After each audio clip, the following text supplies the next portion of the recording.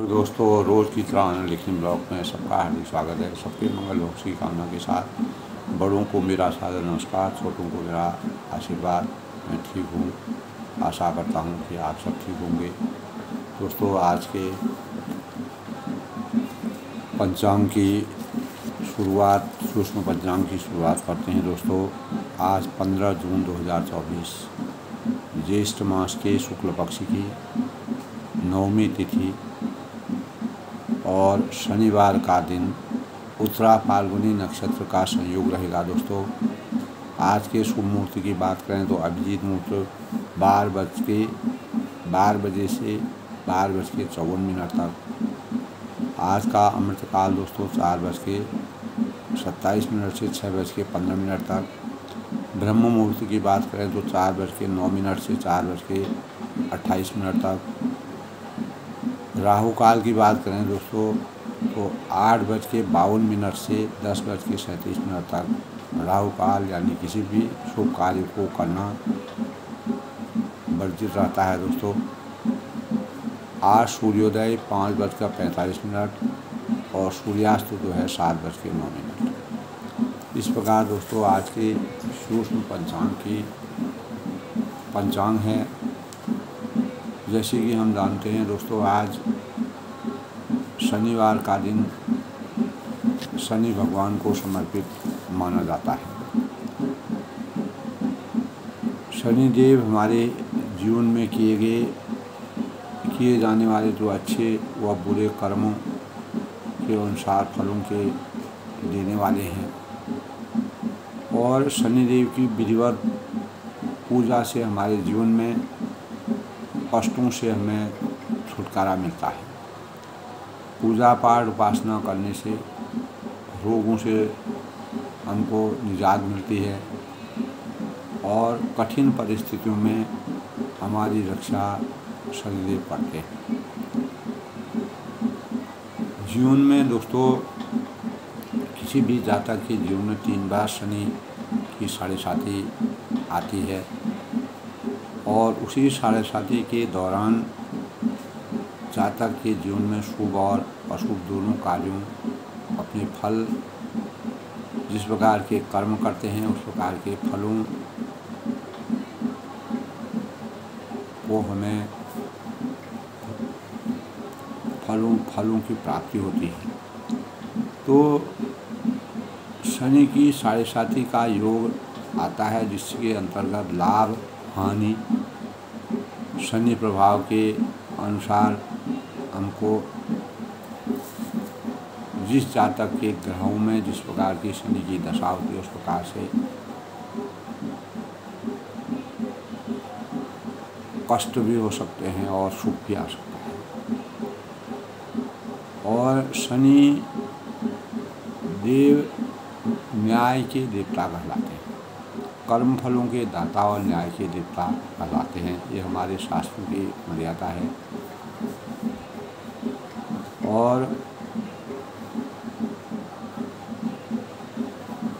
विधिवत शनि की पूजा दोस्तों शाम के समय की जाती है। पीपल के पेड़ में शनि भगवान का वास माना जाता है और पीपल के पेड़ की परिक्रमा करके शनिदेव को पूजा अर्चना की जाती है। और शनिदेव का पाठ पढ़ना, सुंदरकांड का पाठ करना, हनुमान चालीसा का पाठ करना इसमें शुभ माना जाता है। और शनि भगवान को सरसों के दीपक से पूजा अर्चना करनी चाहिए और सरसों का तेल शनि भगवान को चढ़ाना चाहिए। इससे अनेक प्रकार के हमारे जो व्याधि हैं, रोग हैं, कष्ट हैं, उनका निवारण होता है। इस दिन लोहा और नमक खरीदने से परहेज़ करना चाहिए। और जैसे कि मैंने आपको बताया, सुंदरकांड का पाठ अधिक से अधिक जातकों को करना चाहिए। शनि दोष से हमको मुक्ति मिलती है। हिंदू धर्म में हमारी या सनातन धर्म में दोस्तों शनि कर्म फलों के दाता माने गए हैं। इस दिन जो बुजुर्ग होते हैं, असहाय होते हैं, दीनहीन होते हैं, अनेक प्रकार के इस प्रकार के जो प्राणी होते हैं, उनकी सेवा करना, शुभ माना गया है, जो हमारे जीवन के दोषों से मुक्ति हमको मिलती है। किसी का अनादर, दुर्व्यवहार नहीं करना चाहिए, क्योंकि शनिदेव जो है उसको दंड देते हैं।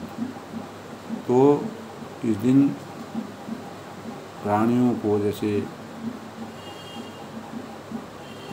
खिचड़ी खाना इस दिन शुभ माना जाता है, और खिचड़ी से हमारी जो नकारात्मक ऊर्जा होती है हमारे शरीर की, वह समाप्त हो जाती है और शांति का आभास हमारे अंतःकरण में होता है। तो दोस्तों, हमारे जीवन में कर्म ही भाग्य का निर्माण करते हैं। कर्मण्येवाधिकारस्तु मा फलेषु कदाचन। जो जैसा कर्म करेगा वैसे फलों की प्राप्ति होगी। विश्व प्रदान फल रचना का, जो जस करे तस फल चाखा। तो शनि भगवान जो है शुभ और अशुभ फलों के दाता माने गए हैं, और संसार में जितने भी प्राणी इस जगत में होते हैं दोस्तों, सभी अपने अपने कर्तव्यानुसार किसी न किसी प्रकार से कार्यों में संलग्न रहते हैं, जीवन को सार्थक बनाते हैं। अच्छे कर्मों से हमें हमारे शुभता हमको प्राप्त होती है, और कष्टों से हमको मुक्ति प्राप्त होती है, और अच्छे भावों का सृजन हमारे अंतःकरण में होता है। इसलिए शनिदेव जो है कष्टों, किसी प्रकार के भी कष्टों से मुक्ति पाने के कारक माने जाते हैं। और शनिवार का ग्रह, शनि ग्रह दो राशियों में, कुंभ और मकर राशि, मकर और तुला राशि शनि हमारे जीवन में अच्छे कर्मों का पुरस्कार व बुरे कर्मों के दंड देने वाले होते हैं। इनकी प्रकृति दोस्तों दारुण होती है, और शनि दासी वृत्ति का कारक तथा दुख, बीमारी, दारिद्र्य, मृत्यु आदि शनि के कारक माने जाते हैं। हिंदू धर्म में शनिवार का दिन शनि महाराज को समर्पित है। जैसे कि मैंने आपको बताया, शनिदेव की दृष्टि से शास्त्रों में अशुभ बताया गया है, तो यह क्रूर ग्रह माना जाता है।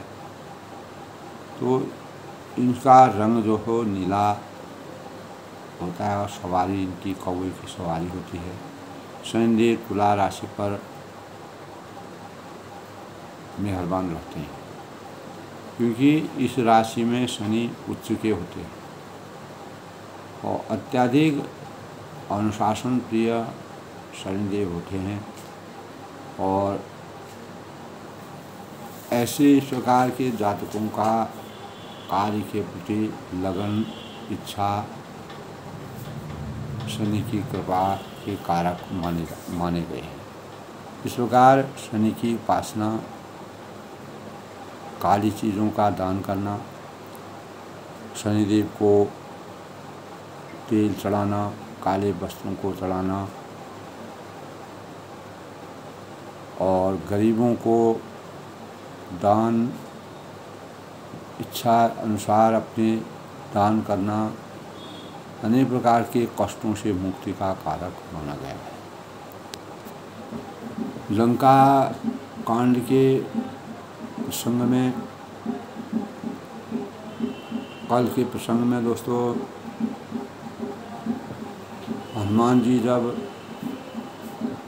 संजीवनी बूटी ला करके आते हैं, भरत जी से उनका संवाद होता है।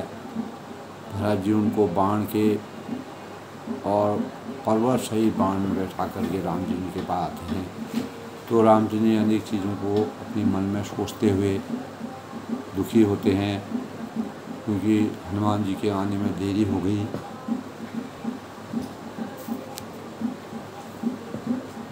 सोच रहे हैं अपने मन में सोच रहे हैं कि काफ़ी समय हो गया है, हनुमान जी अभी तक लौटे नहीं, और अनेक प्रकार के से व्यथित होकर अपनी भावनाओं को बोलते हैं। तुलसीदास जी ने इस प्रकार का वर्णन, उनकी प्रशंसा, यानी मर्यादा पुरुषोत्तम भगवान राम जी कैसे पलों में कैसे भावुक होते हैं, उनकी भावुकता का और उनकी लीलाओं का किस प्रकार से तुलसीदास जी ने वर्णन किया है। तब जब लक्ष्मण जी के पास हनुमान जी, रामचंद्र जी जब अनेक प्रकार की बातों को सोचते हैं लक्ष्मण जी के बारे में, तो हनुमान जी वहाँ पहुँचते हैं और वह उनको वैद्य जो हैं उपचार करते हैं। उपचार करने के बाद लक्ष्मण जी को की मूर्छा से वह होश में आते हैं। तब मर्यादा पुरुषोत्तम भगवान राम जी हनुमान जी और लक्ष्मण जी को दोनों को छाती से लगा करके प्यार करते हैं, हृदय से लगाते हैं। तो यह समाचार जब रावण ने सुना तो उसने अत्यंत विषाद उसके मन में हुआ। अब वह जैसे ही उसको ये मालूम था कि अब जो है मर्यादा पुरुषोत्तम भगवान राम जी यानी मेरे ऊपर आक्रमण, अब मैं ही रह गया हूँ, तब वह व्याकुल होकर कुंभकर्ण के पास गया और कुंभकर्ण को जगाने का प्रयास किया। कुंभकर्ण जगा, बड़ी 6 महीने तक सोने वाला, 6 महीने पर जागने वाला, और वह ऐसा दिख रहा था कि जैसे काल का शरीर धारण किए हुए हो। तो कुंभकर्ण ने पूछा कि मुझे इस समय जगाने का क्या औचित्य है, क्या अभिप्राय है। तो रावण ने पूरी कहानी का वृत्तांत किया और अभिमानी ने उसमें जिस प्रकार से सीता को हर के लाया था, तो सारी कथा उसको पूरा वृत्तांत कहा। तो वानरों ने सब राक्षस मार डाले और बड़े बड़े योद्धाओं का भी संहार कर डाला। तो दुर्मुख देव शत्रु देवांतक मनुष्य भक्षक नरात्मक भारी योद्धा अतिकाय और अकंपन और महोदर आदि दूसरे बड़े बड़े रणभीर जो थे रावण की सेना में, जो योद्धा थे, सबको सब युद्ध में पराजित हो गए थे।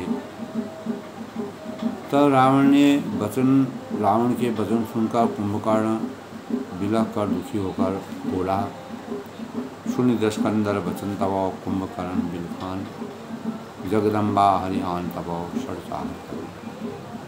यानी बोला कि अरे मूर्ख, जगत जननी जानने को लाकर तो कल्याण अपना जानकी को हर लाकर अब तो अपना कल्याण चाहता है, ऐसा कैसे हो। मर्यादा के अमर्यादित काम करने पर, मर्यादा के प्रतिकूल काम करने पर तुम जो है अब अपने को जीवित रखना चाहते हो, ऐसा नहीं हो। तो भलन कीन तय निश्चल रहा, अब मोहि आय जगायु कहा, अजमुता त्यागी अभिमाना भजम राम कल्याण। तब कुंभकर्ण भी जो है राक्षसी माया में होने के कारण रावण को शिक्षा देते हैं, अनीति अत्याचार अहंकार जो तुमने किया है, हे राक्षसराज, तुमने अच्छा या नहीं किया है, जानकी जी को तुमको हरना नहीं चाहिए। मुझे जगाने से कोई तुम्हारा हित होने वाला नहीं है। अब भी अभिमान छोड़कर, यानी अजहूँ तात त्यागी अभिमान, अजहूँ तात त्यागी अभिमाना भजऊँ राम हो यही कल्याण। और परमात्मा का नाम अगर तुम जपोगे, अभी भी तुम अगर अपने अभिमान को त्याग दोगे, अभी भी तुम्हारा हित हो सकता है, अभी तुम जी सकते हो। तब हे दशीर मनु रघुनायक, जाके हनुमान ते पाए, अह बंधु तय कीन खुदाए, प्रथम ही मोहिन सुनाए। तब हे रावण, जिसने हनुमान शरी के सेवक इतने वीर जिनके सेवक हैं, वे सब रघुनाथ जी क्या मनुष्य रूप तुम समझ रहे हो, और साक्षात परमात्मा के अवतारी हैं। और भाई कह कर के वो कहते हैं कि तुमने ये जो कार्य किया ये बुरा किया, ये अनीति है, अत्याचार है, और परमात्मा इतने बड़े शिरोमणि भगवान से बैर रखना ये तुम्हारी अच्छाई, तुम्हारा हाल बुरा हो जाएगा। कीनहु प्रभु विरोधित ही देवक, शिव बिरंच सुर जाके सेवक, नारद मुई ज्ञान रूपहा, कहूँ तो ही समय निर्वाह। तो कल के प्रसंग में था दोस्तों कि कीनहु प्रभु विरोधित ही सेवक, हे स्वामी तुमने उस परम देवता का विरोध किया है, और शिव विरंच सुर जाके सेवक, जिनके शिव यानी शिव जी की आराधना करके तुमने जो बल प्रताप और वरदान प्राप्त किया है, वह भी उनकी सेवा करते हैं, वह भी उनकी भक्ति करते हैं।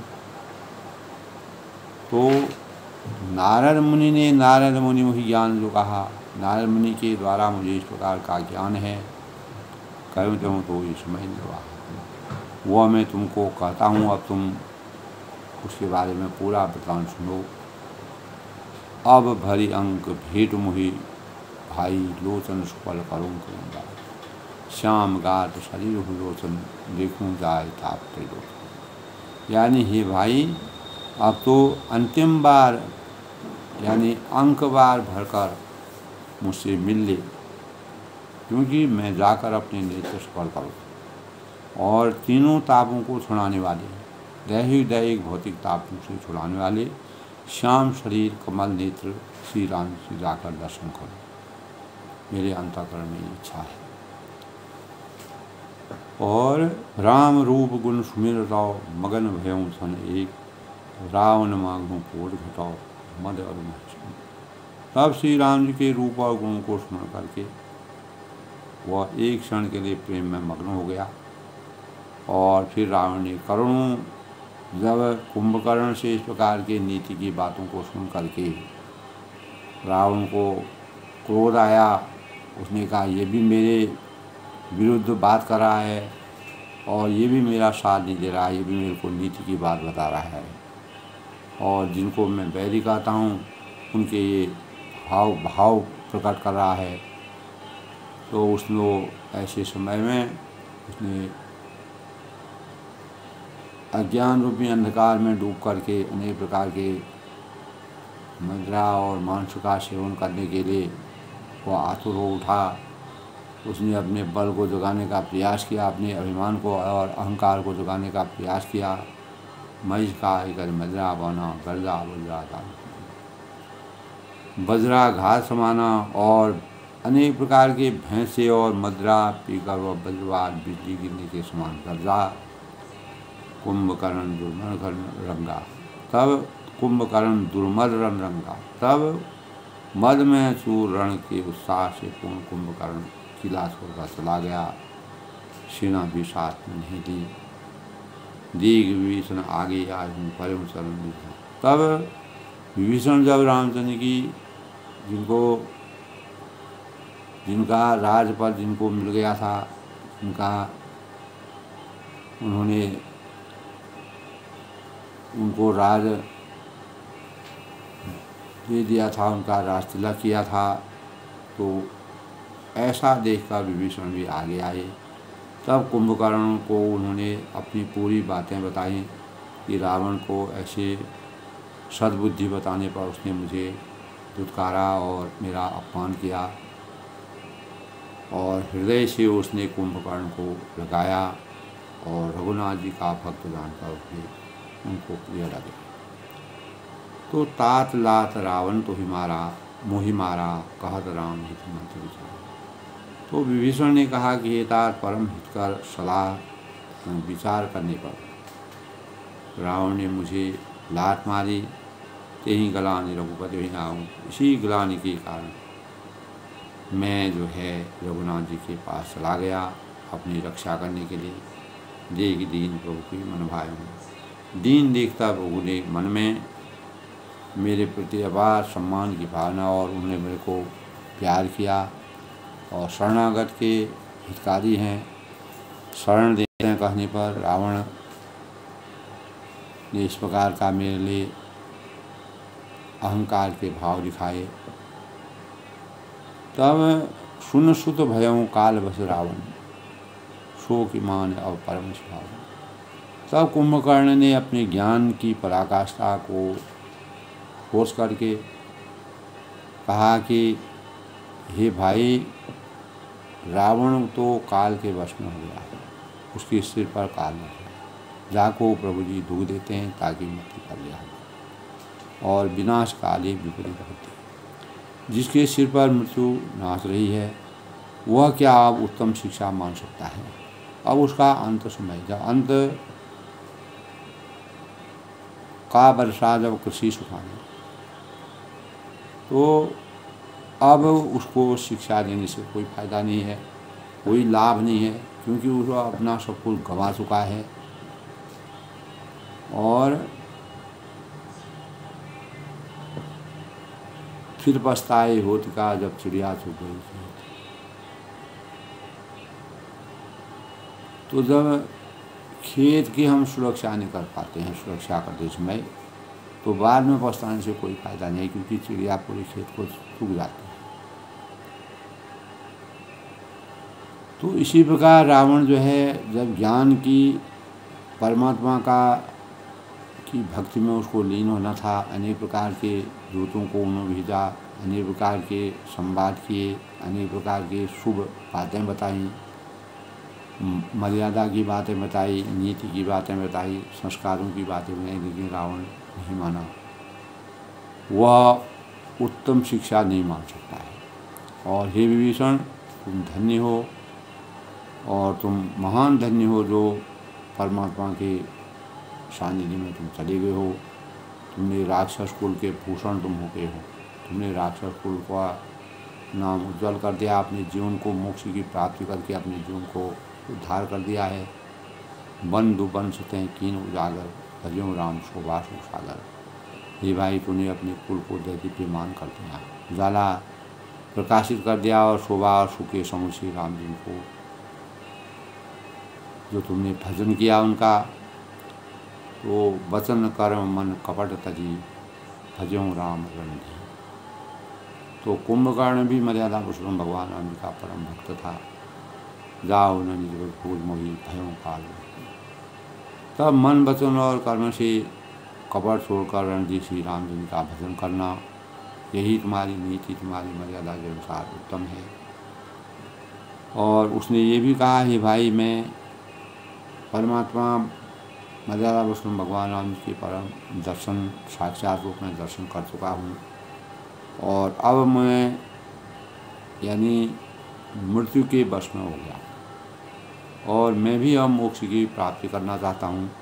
परमात्मा के हाथों से मेरी मोक्ष की प्राप्ति होगी। इसीलिए तुम जाओ, अपनी नीति के अनुसार कार्य को, मर्यादा पुरुषोत्तम भगवान राम के शरण में हमेशा अपने जीवन को व्यतीत करो। इस प्रकार के भावों से कुंभकर्ण ने भी अपार ज्ञान की बातों से अपने हृदय को संचित किया, रावण को शिक्षा दी और विभीषण को भी मान मर्यादा की बातें कही। तो आत्मविश्वास उनके अंतःकरण में था। राक्षसी माया में तो सारे राक्षस भगवान यानी रावण के जो अहंकार अत्याचार थे, उनकी प्रजा भी उनसे दुखी थी। कुंभकर्ण ने भी उनको नीति की बातें कह करके, अनेक प्रकार से ज्ञान दे करके, लेकिन कुंभकर्ण ने कहा कि मुझे मर्यादा पुरुषोत्तम भगवान राम जी के हाथ से मरना ठीक है, क्योंकि मुझे मोक्ष की प्राप्ति होगी, मैं सदा के लिए धन्य हो जाऊंगा, उनके दिव्य दर्शन मुझे हो जाएंगे। तो आत्मविश्वास विकास का मंत्र दोस्तों यही होता है। सीखना एक अनवरत चलने वाली प्रक्रिया हमारे जीवन में है। इस जीवन में कुछ भी कर रहे हों, उससे कुछ न कुछ सीख एक दूसरे को मिलती है।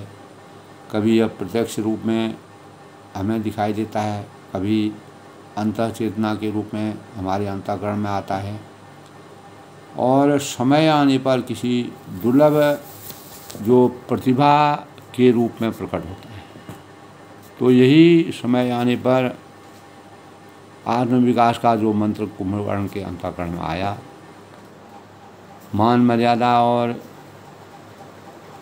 कुल की मर्यादा के बारे में उसने सोचा, तो विभीषण ने और जो कुंभकर्ण ने आपस में मंत्रणा की, वह आत्मविकास के भावों को समझ गए। तो हमारी जो कार्यों को उचित ढंग से क्रियान्वित करने की यही अभिरुचि है दोस्तों, कि हमें उनको व्यवस्थित करने का, परिष्कृत करने का ढंग सीखना चाहिए। कभी कभी आरंभ से ही त्रुटियाँ होने लगती हैं। रावण ने अनेकों त्रुटियाँ की थीं, परिणाम स्वरूप कार्य में असफलता, हम उसके परिणाम स्वरूप अनेक प्रकार की गलतियाँ करने पर भी कार्य में असफलता भी मिलती है, सफलता भी मिलती है। अपने को गलत कार्य करने से हम सही मार्ग में लाने के लिए पश्चाताप करना पड़ता है, अपनी बुराइयों को सुधार करके अच्छाइयों की तरफ बढ़ना पड़ता है। परंतु असफलता जिनका हमको सिखाती है, उसका सफलता परिष्कृत नहीं करती है। तो असफलता से जितना बड़ा कठोर गुरु कोई इस जीवन में नहीं है दोस्तों। इसके विपरीत निरंतर मिलने वाली जो सफलता व्यक्ति को मद में चूर कर देती है। रावण का जिस प्रकार से लगातार अपने जीवन को वह आरामदायक जीवन यापन करता था, अभिमान उसके अंतःकरण में भर गया, अति आत्मविश्वास को जन्म उसने दे दिया, अहंकार हो गया, और यह पतन की एक प्रकार का पतन की ओर जाने का आमंत्रण उसने बुलावा।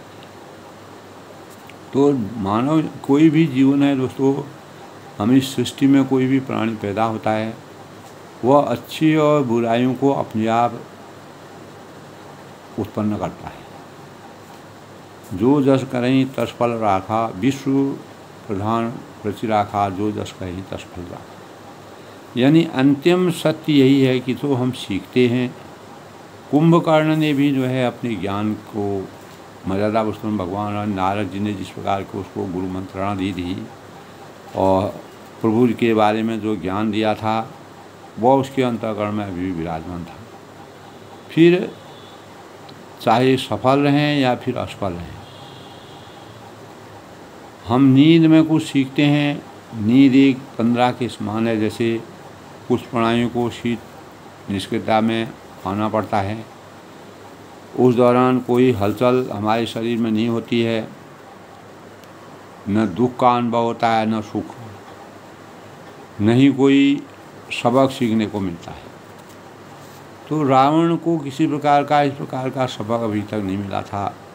अंतकाल में जब वह अहंकार और अत्याचार की विभीषिका चरम में पहुंच गया था, तब उसको जब उसकी सेना का कोई भी सेना नहीं रहा, अंततोगत्वा कुंभकर्ण की शरण में गया। कुंभकर्ण ने उसको इस प्रकार का ज्ञान बताया और उसने अपना अहंकार बढ़ा करके बैर भाव से रामचंद्र की हाथ से उसने मृत्यु को बुलावा दिया। तो कुछ लोग दोस्तों मानव जीवन में भी इन्हीं प्राणियों की तरह निष्क्रियता में जीवन बिता देते हैं। यही निष्क्रिय जीवन रावण का भी था। उन्हें लगता है कि वे इतने सक्षम नहीं कि अमुक कार्य को, किसी भी कार्य को संपादित कर सकें। उन्हें अपने एक सुरक्षित खोल में छिपे रहने की आदत अच्छी लगती थी। रावण जो भी अपने आप स्वयं जो प्रक्रियाएं करता था, उसी में उसको आनंद लगता था। और इस प्रकार के मानवों को दोस्तों असाधारण कर गुजरने के लिए व्यक्ति का यानी संपूर्णता से परिपूर्ण होना आवश्यक है। तो इस संदर्भ में अनेक प्रकार के जो प्रबुद्ध लोग हैं, जानकार हैं, नीति को जानते हैं, मर्यादा को जानते हैं, तो ब्रह्मांड के आधारभूत सिद्धांतों में एक हैं कि कुछ भी पूर्णतः सही नहीं है। तो पूर्णता का कोई भी अस्तित्व नहीं होता है। रावण अपने को सर्व गुण संपन्न समझता था। तो अपूर्णता के बिना न तो आप और नहीं मैं अस्तित्व का सृजन होता है, और सीखने के पथ पर बिना सफलता या असफलता को परवाह किए बिना आगे बढ़ने चले जाने की आत्म, यानी जब तक हम कोई चीज़ को किसी दूसरे के भावों को सीखने का प्रयास नहीं करते हैं, उसके अनुसार चलने का के भाव नहीं बनाते हैं, तो तब तक हमें हमारा आत्मविश्वास नहीं जगता है। तो आत्मविश्वास को आत्मविकास के जगाने के लिए अपने चिंतन में मंथन करना पड़ता है, और अच्छाई और बुराई, सत्य और असत्य के बीच की दूरी का मापन करना पड़ता है। रावण में इस प्रकार का कोई, वह हमेशा मर्यादा पुरुषोत्तम भगवान राम से बैर भाव से, अब उसने अपने जीवन में इस प्रकार का, तो मर्यादा पुरुषोत्तम भगवान राम ने उसकी बुद्धि को हर लिया था। उसी बुद्धि को हरने के कारण रावण किसी की भी ज्ञान की बातें उसको अच्छी नहीं लगती थी, उसका उसने दुरुपयोग करता था।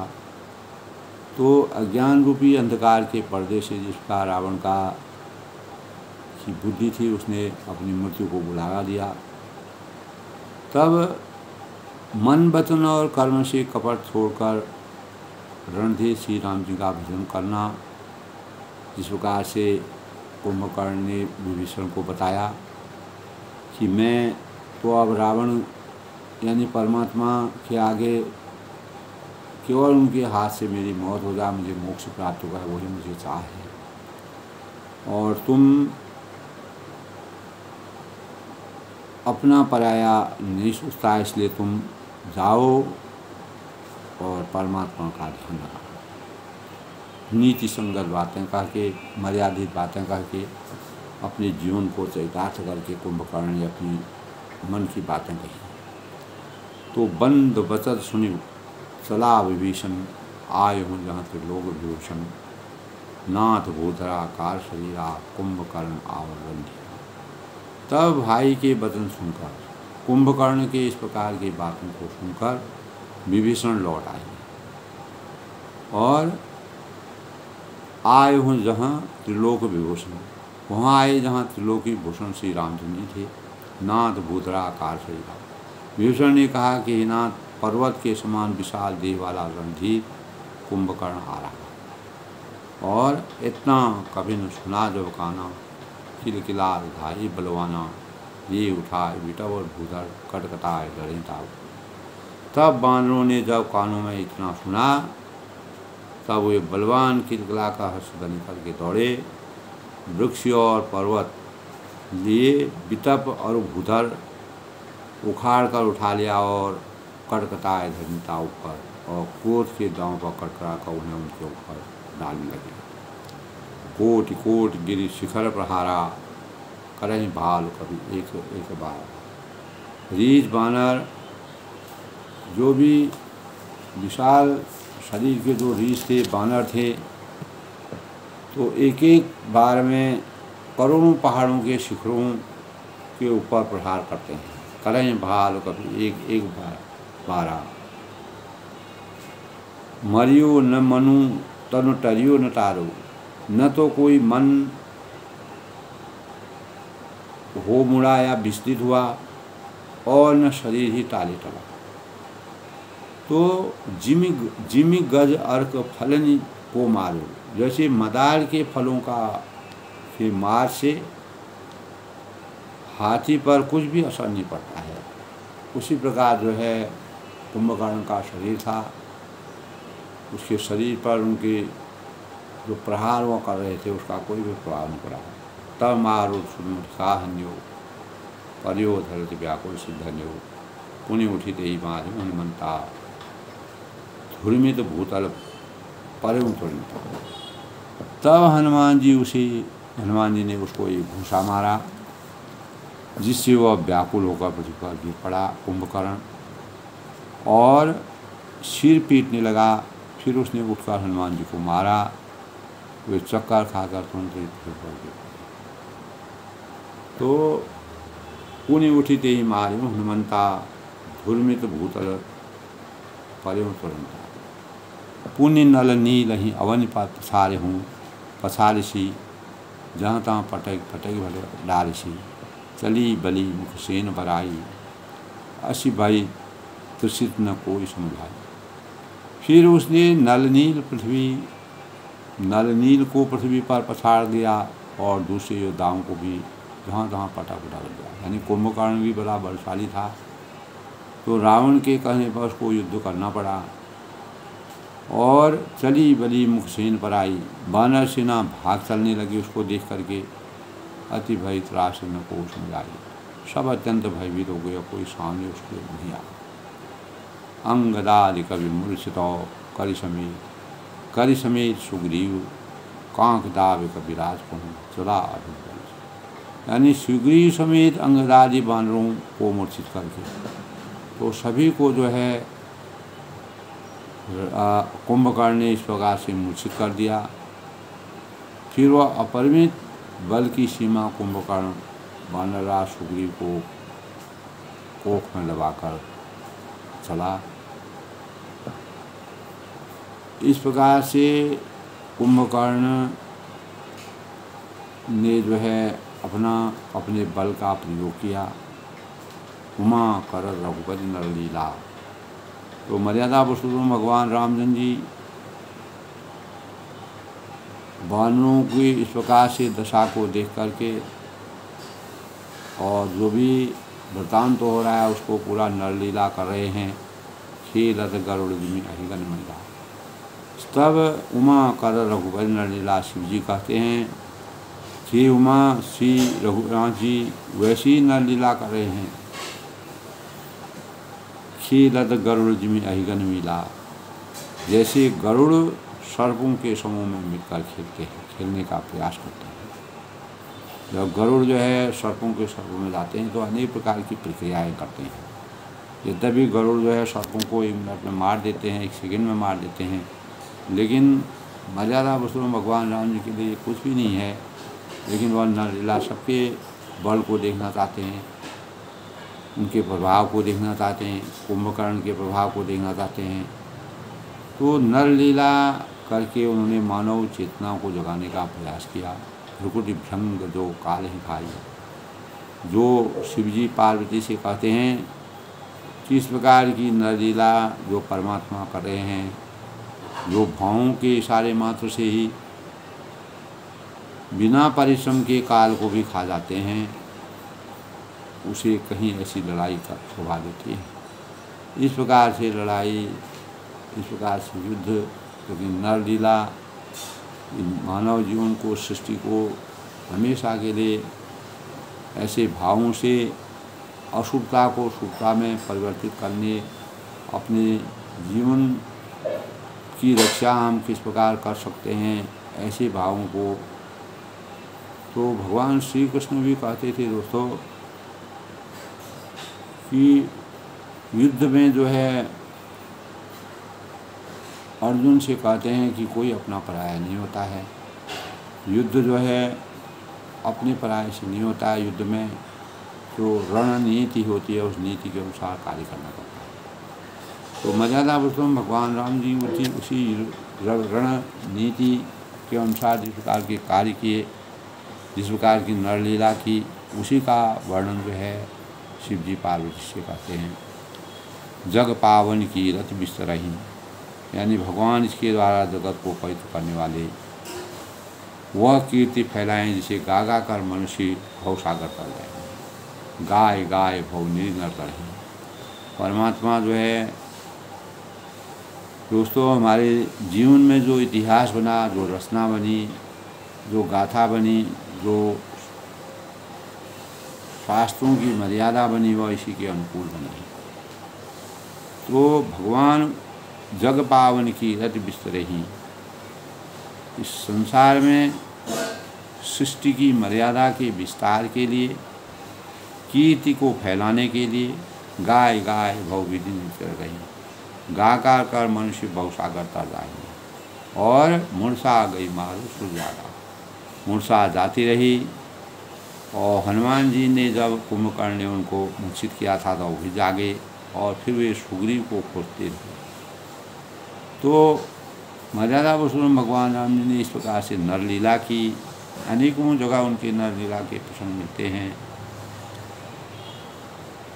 देव देव आलसी पुकारा कहा है दोस्तों, सुग्रीव हूँ के मूर्छा भी थी, निमु गए हूँ ते मृतक प्रति थी, कौट सुधरण दसन नासिका काना गरज का स्वयं रही राम। तब सुग्रीव को भी मूर्छा दूर हो गई। इतना बड़ा बलशाली कुंभकर्ण था दोस्तों, जो 6 महीने तक सोता था, 6 महीने तक जागता था, विशाल शरीर था। तो उसने भी अपने बल का प्रयोग किया, नहीं तो उसको मोक्ष की प्राप्ति नहीं होती। तो सुग्रीव के मूर्छा भी थी, निमुख गया हूँ यही मृतक प्रति थी, यानी मुर्दे से होकर सिसक गए और कांख के नीचे गिर पड़े। काटे हूँ दर्शन नासिका कहना। इस प्रकार कुंभकर्ण ने उनको मृतक जान लिया और उन्होंने कुंभकर्ण को नाक कान दांतों से काट दिया।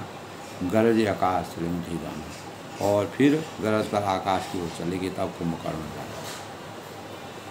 तो आपस में जिस प्रकार की युद्ध विभीषिका होती है, उसी का वर्णन जो है तुलसीदास ने बड़े ही सुंदर मार्मिक ढंग से दोनों के बल का प्रयोग किया है। गयों चरण यही भूमि पसारा, अति लागों अति कुंत ही मारा, पुण्य आय सुबो देव बलवाना, जयति जयति जय कृपा निधान। तब उसने सुग्रीव का पैर पकड़ कर उनको पृथ्वी पर पसार दिया, पटक दिया। फिर सुग्रीव ने बड़ी फुर्ती से अपने अपने भक्ति का जो है, तीनों ने सुग्रीव, हनुमान और कुंभकर्ण ने अपने अपने बल का प्रयोग किया। और तब बलवान सुग्रीव प्रभु के पास आए और बोले कि कृपा निधान प्रभु की जय हो, जय हो जय। नाक कान काटे जिए जानी, फिरा क्रोध करे भय मन गानी। ग्लानी सहज भीम पुनि बिनु सुत नाशा, देखत कवि दल उपजी चाशा। नाक कान काटे जिए जानी, नाक कान काटे गए। ऐसा मन में जाकर बड़ी ग्लानि हुई और वह क्रोध करके लौटा। फिरा क्रोध करे भय बन ग्लानि। एक तो वह स्वभाव आकृति से ही भयंकर था, सहज भीम पुनि बिनु सुत नाशा, और फिर बिना नाक कान का होने से देखत कवि दल उपजी चाशा। भयानक हो गया और उसने देखते ही वानरों की सेना में भय उत्पन्न हुआ। इस प्रकार का विशाल का शरीर को कुंभकर्ण था। उसका नाक कान काट करके वानरों की सेना ने इस प्रकार से उसके साथ युद्ध का प्रसंग तुलसीदास जी ने बड़े ही सुंदर ढंग से चित्रण किया है। जय जय जय रघुवंश मणि, धाय कवि दय भू, एक ही बार काश करो ठाण्यों बिन पर। जय जय जय रघुवंश मणि, रघुवंश मणि की जय हो। और जय हो के शब्द घोष हुआ। ऐसा पुकार का बानर इस प्रकार की उद्घोष करके दौड़े और सबने एक ही साथ उस पर पहाड़ और वृक्षों के समूह छोड़े। एक ही बार काश ठाण्यों के कर रहे। इस प्रकार से उन्होंने पूरे समूह के साथ उस पर प्रहार किया। और कुंभकर्ण की इस प्रकार की शक्ति को देख करके वानरों ने पूर्ण रूप से प्रहार किया। मर्यादा पुरुषोत्तम भगवान राम जी नरलीला देख करके दोनों प्रकार, दोनों तरह से जो युद्ध का वर्णन हो रहा है, युद्ध की विवेचना, आपस में सेनाएं आपस में लड़ रही हैं, उसका पूर्ण विस्तार के साथ वर्णन किया है। तो इस प्रकार सभी वानरों को शक्ति जो है परमात्मा ने दिव्य शक्ति प्रदान की। उसी शक्ति के फलस्वरूप वानरों ने कुंभकर्ण को अनेक प्रकार से शक्तिहीन किया, विहीन किया। और इस प्रकार कुंभकर्ण दोस्तों, आज के प्रसंग में कुंभकर्ण ने रावण के कहने पर नीति मर्यादा के अनुसार रावण को समझाकर मोक्ष की प्राप्ति के लिए मर्यादा पुरुषोत्तम भगवान राम जी से युद्ध करने का, हनुमान जी से और सुग्रीव जी से जिस प्रकार से उनका युद्ध होता है, मोक्ष की प्राप्ति करना चाहता था कुंभकर्ण। इसीलिए मर्यादा पुरुषोत्तम भगवान राम ने अपनी सेना के बल को और कुंभकर्ण के बल को, यानी रणभूमि में किस प्रकार की शक्ति का सृजन होता है उसका विस्तार से वर्णन तुलसीदास जी ने किया है। तो इस प्रकार दोस्तों कुंभकर्ण रावण का, इसके बाद रावण युद्ध करेगा और यह युद्ध दोस्तों 8 दिन तक लगातार चलता है। कुंभकर्ण ने रावण को जिस प्रकार से मर्यादित बातें बताई और विभीषण से मंत्रणा की कि मुझे तो काल के बस में जाना है, परमात्मा के हाथ से मेरी मृत्यु होगी तो मुझे मोक्ष की प्राप्ति होगी। इस प्रकार दोस्तों तो हित अनहित की बातों को समझ करके कुंभकर्ण ने अपने भावों को, और रावण फिर भी उसने रावण का साथ दे करके रावण मर्यादा को निभाया और मर्यादा वस्तु भगवान राम से मोक्ष की प्राप्ति की, सबके मंगल की कामना के साथ। इसी प्रकार दोस्तों रामचंद्र की नरलीला का वर्णन लंका कांड में जिस प्रकार से चल रहा है उसका अनुसरण करते रहें और अनेक प्रकार के भाव हमारे अंतःकरण में आते हैं, उन्हीं को हमें अपने जीवन में सजो कर रख करके अपने जीवन को सत्य पथ पर और सच्चाई की तरह ले जा करके रावण जैसे अत्याचारी अहंकारी से ज्ञान के, यानी अहंकार को छोड़ करके मान मर्यादा के अनुसार चलने के भाव अपने अंतःकरण में सृजित करनी चाहिए। यही प्रेरणा हमें रामचरितमानस से प्राप्त होती है। सब लोग सुखी रहें। मर्यादा पुरुषोत्तम भगवान राम जी की कृपा सभी पर बनी रहे।